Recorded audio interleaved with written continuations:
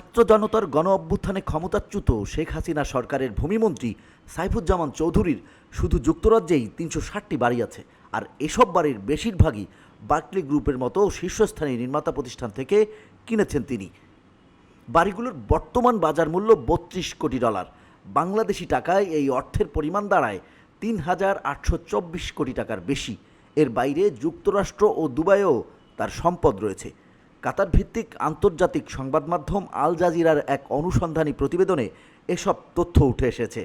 বুধবার রাতে the ministers millions শিরোনামের অনুসন্ধানী প্রতিবেদনটি প্রকাশ করে আল জাজিরা। অনুসন্ধানটি করেছে আল জাজিরার অনুসন্ধানী দল আই ইউনিট। অনুসন্ধানী প্রতিবেদনটিতে বলা হয়, সাবেক ভূমিমন্ত্রী সাইফুজ্জামান লন্ডনের বাইরে দুবাইয়ে 2020 সালের মধ্যে অন্তত 54টি সম্পদের মালিক হন। যুক্তরাষ্ট্রেও তার সম্পত্তি আছে। সেখানে তিনি 9টি বিলাসবহুল অ্যাপার্টমেন্ট কিনেছেন।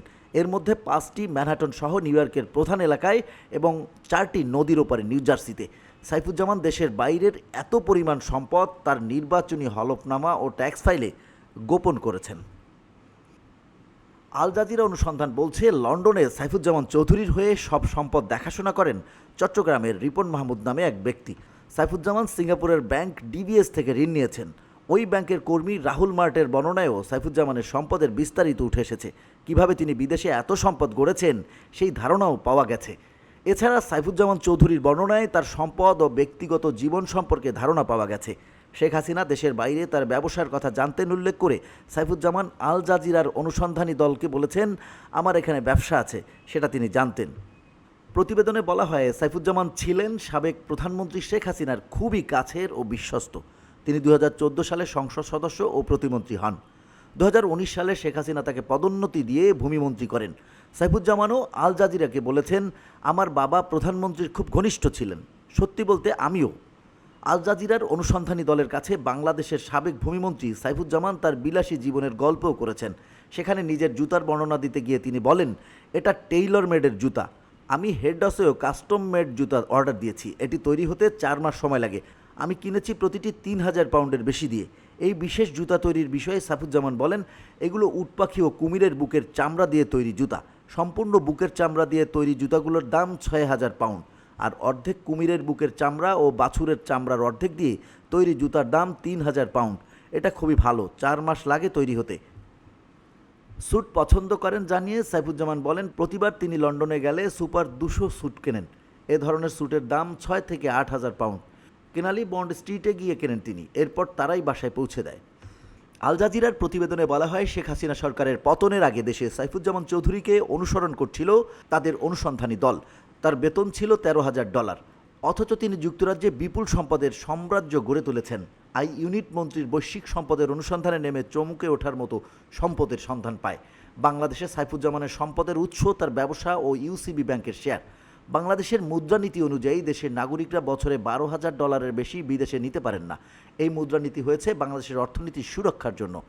বাংলাদেশের সুপ্রিম কোর্টের আইনজীবী শাহদিন মালিক বলেন, আমাদের বৈদেশিক মুদ্রার রিজার্ভ ব্যাপক হারে কমে গেছে। কেউ বাংলাদেশ ব্যাংকের অনুমতি ছাড়া বিদেশে টাকা নিয়ে গেলে সেটা মানি লন্ডারিং আইনে অপরাধ। লন্ডনে বাড়িগুলো তৈরির বিষয়ে আল জাজিরার প্রতিবেদনে বলা হয়, সাইফুজ্জামান ডেভেলপারদের কাছ থেকে বাড়ি কেনার জন্য বেশ কিছু কোম্পানি তৈরি করেন। 2016 থেকে 2021 সালের মধ্যে তিনি যুক্তরাজ্যে 265টি বাড়ি কেনেন। তার বাড়িগুলোর বেশিরভাগই বার্কলি গ্রুপের মতো শীর্ষ ডেভেলপার প্রতিষ্ঠানগুলো থেকে কেনা। সাইফুজ্জামানের কেনাকাটা সেখানেই থেমে থাকেনি। 2021 সালের $1,60,00,000 লন্ডনে আরও সম্পদ কেনেন তিনি। তার বেশিরভাগ সম্পত্তি ভাড়া দিয়ে থাকেন। 2020 সালে আরও 89টি বাড়ি কিনলে মোট বাড়ির সংখ্যা দাঁড়ায় 360টি, যার বাজার মূল্য $32 কোটি। প্রতিবেদনে বলা হয়, রাজনৈতিকভাবে পরিচিত ব্যক্তিদের যুক্তরাজ্যে কঠোর যাচাইয়ের মুখোমুখি হওয়ার কথা। সেখানে সাইফুজ্জামান চৌধুরী কিভাবে এই যাচাই প্রক্রিয়া অতিক্রম করেছিলেন তা যাচাইয়ে তার একটি সম্পত্তি দেখতে যায় আল জাজিরার অনুসন্ধানী দল। সেখানে রিপন মাহমুদ বলেন, আমাদের গ্রাহকের লন্ডনে 300টি বাড়ি আছে। তিনি লন্ডনে আসেন, কয়েকটি বাড়ি কেনেন, আবার চলে যান। লকডাউনের সময় যুক্তরাজ্যে নতুন বাড়ি কেনার জন্য 20 কোটি পাউন্ড ব্যয় করেন তিনি। এই রিপন মাহমুদ সম্পর্কে সাইফুজ্জামান চৌধুরীর বক্তব্য হলো, লন্ডন ও যুক্তরাজ্যের সব সম্পত্তি রিপনের মাধ্যমে তিনি কিনেছেন। রিপন তার প্রধান লোক, তিনি তার ভাই। আল জাজিরার অনুসন্ধানী দলের সদস্যরা চীন থেকে $10 কোটি যুক্তরাজ্যের বাজারে স্থানান্তর করতে চান। একথা বলে সাইফুজ্জামানের ঘনিষ্ঠ রিপনের সঙ্গে কথা এগোতে থাকেন। তারা ধনী বিদেশি বিনিয়োগকারী হিসেবে অভিনয় করে সাইফুজ্জামানের সম্পদের গোপন তথ্য বের করেন। লন্ডনের একটি হোটেলে রিপন আল জাজিরার অনুসন্ধানী দলের সঙ্গে দেখা করতে যান। সেখানে আলাপচারিতায় তার বিষয়ে বোঝানোর জন্য সাইফুজ্জামান চৌধুরীর প্রসঙ্গ টানেন। তখন রিপন বলেন, আমার ভালো বন্ধু সাইফুজ্জামান, আপনি যেটা আমার কাছে চাচ্ছেন সেটাই আমি তার জন্য করেছি। তার পরিচয় সম্পর্কে রিপন বলেন, তিনি একজন ক্ষমতাধর মন্ত্রী, তিনি বুদ্ধিমান, তিনি বড় প্রকল্পে যান না। যখন আপনি বড় প্রকল্পে যান, কর্তৃপক্ষ সতর্ক হয়ে যায়। বড় টাকা, বড় সংখ্যা সবাইকে সতর্ক করে দেয়। আপনি বুঝতেই পারছেন কি বলছি। তিনি 1 কোটি আনেন এবং বলেন, আমি নগদে কিনিনি, ব্যাংক আমাকে টাকা দিয়েছে।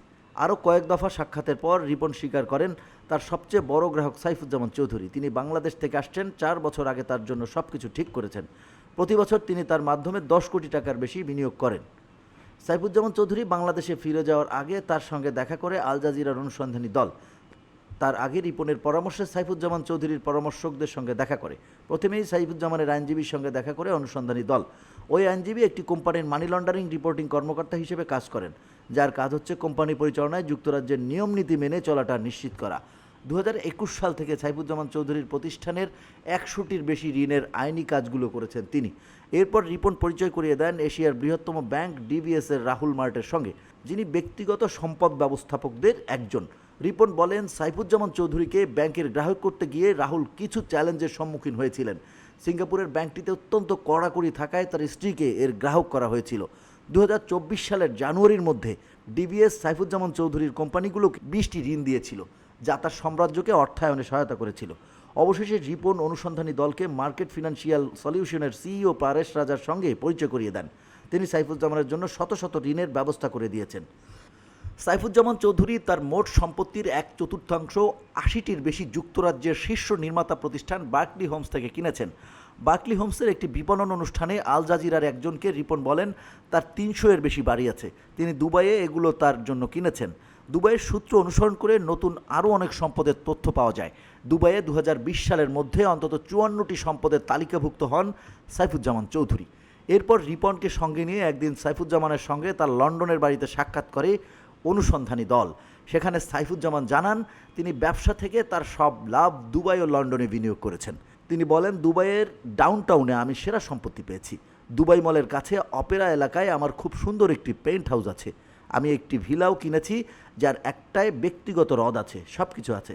সিঙ্গাপুর ও মালয়েশিয়ায় বাড়ি আছে। ম্যানহাটনে আমার খুব সুন্দর সম্পত্তি আছে। বাংলাদেশ থেকে এত টাকা কিভাবে আনলেন, এ প্রশ্নের জবাবে সাইফুজ্জামান চৌধুরী বলেন, আমার দুবাইয়ে রিয়েল এস্টেট কেনাবেচার ব্যবসা আছে, দুবাই থেকে এখানে টাকা আনি, তারপর এখান থেকে একটা ঋণ নেই। আল জাজিরার প্রতিবেদনে বলা হয়, বাংলাদেশের কর্তৃপক্ষ সম্প্রতি সাইফুজ্জামান চৌধুরীর ব্যক্তিগত ও ব্যবসায়িক ব্যাংক অ্যাকাউন্টগুলোতে লেনদেন স্থগিতের নির্দেশ দিয়েছে। সাইফুজ্জামানের বর্তমান অবস্থান অজানা, তবে বাংলাদেশ ছেড়েছেন বলে সাম্প্রতিক একটি কথোপকথনে তিনি উল্লেখ করেছেন।